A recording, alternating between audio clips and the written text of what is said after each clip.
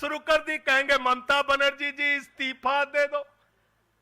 तो इस देश के कानून में कहते हो मुख्यमंत्री और आम आदमी बराबर है, तो जरा मुझे बताइए, सोमनाथ भारती कानून के जानकार हैं, क्या प्रधानमंत्री को कानून में छूट है? कानून में छूट है क्या? छूट है क्या?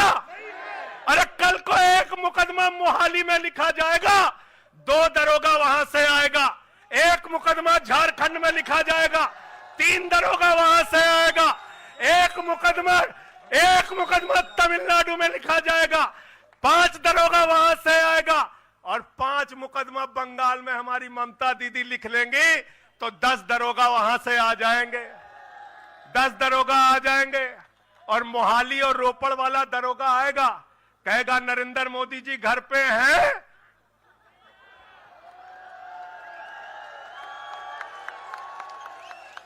तो भाजपाइयों जवाब दो इसका, क्या देश का प्रधानमंत्री बंगाल के थाने में जाके जांच में शामिल होगा कि नहीं होगा? बताओ मुझे, जवाब दो इसका। क्या वो शामिल होगा तमिलनाडु की जांच में? क्या वो जांच में शामिल होगा पंजाब के अंदर?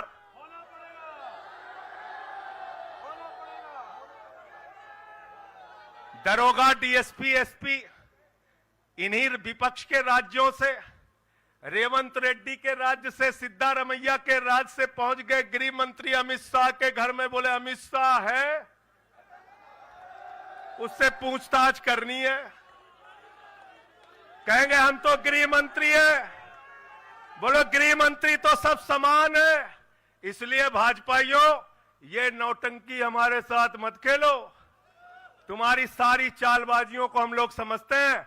अरविंद केजरीवाल बिल्कुल इस्तीफा नहीं देंगे, और दिल्ली की 2 करोड़ जनता के लिए काम करेंगे। दिल्ली की 2 करोड़ जनता के लिए काम करेंगे। कहते हैं चिट्ठी कैसे लिखेंगे? 6 महीने जेल में रह के आया भाई, 6 महीने जेल में रह के आया।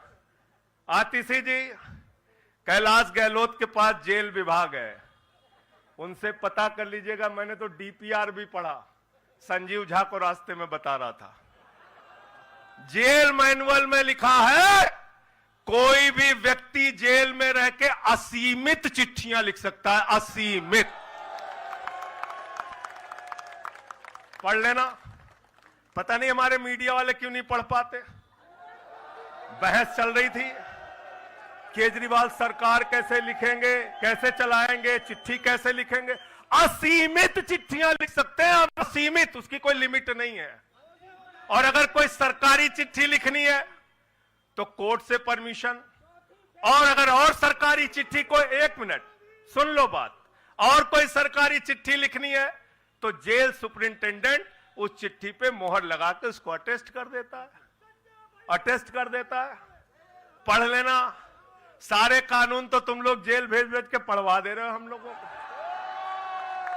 सारे कानून पढ़वा दे रहे हो, सारे कानून पढ़वा दे रहे हो।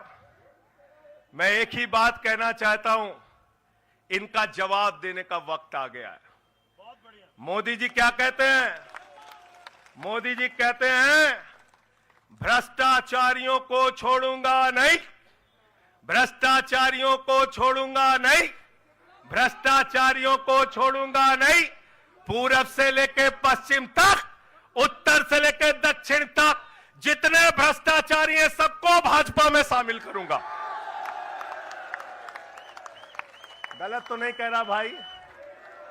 गलत तो नहीं कह रहा? रात में 10 बजे किस जज्बे के साथ हमारा कार्यकर्ता ललकार रहा है। देखो मोदी जी, देखो आके, देखो ये आम आदमी पार्टी का कार्यकर्ता है, देखो देखो ललकार रहा है। ये तुम्हारे बंदर गुड़की से डरेगा? ये तुम्हारी बंदर गुड़की से डरने वाला है? भाजपाइयों की बंदर गुड़की से एक कार्यकर्ता हमारा डरने वाला है? लाठी चलाओगे ना, लाठी चलाओगे।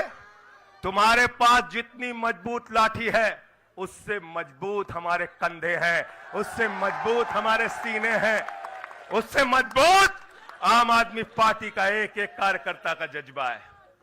लाठी चलाओगे, कहते हैं भ्रष्टाचारियों को नहीं छोड़ूंगा, एक एक भ्रष्टाचारी को शामिल करूंगा। मुझे आतिशी जी भाजपा के कार्यकर्ताओं पे बड़ी दया आती है, सौरभ भाई बहुत दया आती है। बेचारे आसाम में तैयार हुए वाटर घोटाला, वाटर घोटाला, वाटर घोटाला, बुकलेट तैयार की, लाठी से उसको 6 महीने तक बांटा कि ये हेमंत बिस्व शर्मा का भ्रष्टाचार है, हेमंत बिस्व शर्मा का भ्रष्टाचार है। लाठी खाए, जेल में गए। गोपाल राय जी क्या हुआ उसके बाद? तो संजय सिंह ने जबरदस्त हुंकार भरी और कहा कि बीजेपी की तानाशाही से हम डरने वाले नहीं, डटकर हम मुकाबला करेंगे। आंदोलन से निकली हमारी पार्टी है, हम आंदोलन से निकले नेता हैं और हम तानाशाही के आगे डरने वाले नहीं हैं, हम लाठीचार्ज से डरने वाले नहीं हैं और हम डटकर मुकाबला करेंगे। अब तो मैं 6 महीने जेल काट कर आ गया हूं, सारे नियम कानून मुझे पता हो गए हैं कि कैसे जेल से सरकार चलेगी।